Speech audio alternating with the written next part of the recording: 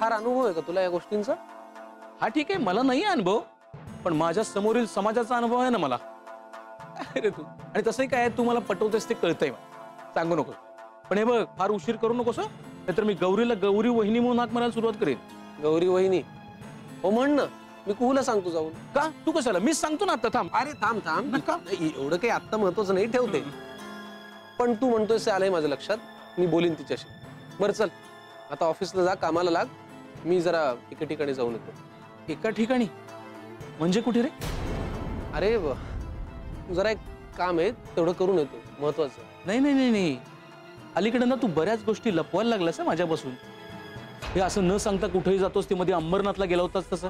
हे बघ, ह्या गोष्टी मला अजिबात पटलेल्या नाहीये. फक्त कुहूकडे बघून मी गप्प बसतोय. अरे अरे मित्रा, एवढा भडकू नको.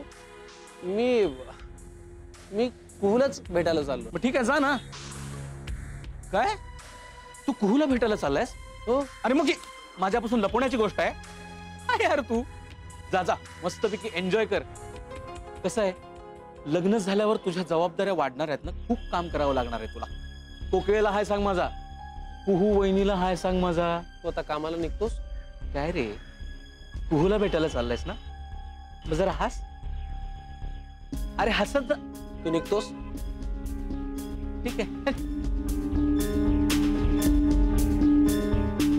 सॉरी यार गौरव, आज परत तुझ्याशी खोटं बोलावं लागलं. पण माझी खात्री आहे तू सगळं समजून घेशील. एकदा त्या चैतन्य स्वामीचं बिंग फोडलं, सगळ्या गोष्टी तुला आपोआप लक्षात येतील. पैसे घेतले, रुमाल आहे,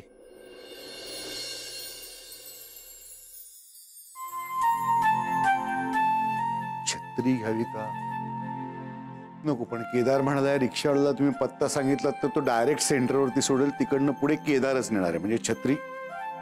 अरे घड्याळ राहिलं. येऊ का? अरे क्रिश, जसा संकल्प तसं कर्म, आणि तसं कर्म तसं फळ. ये ये ये, आत या, आत या, आत.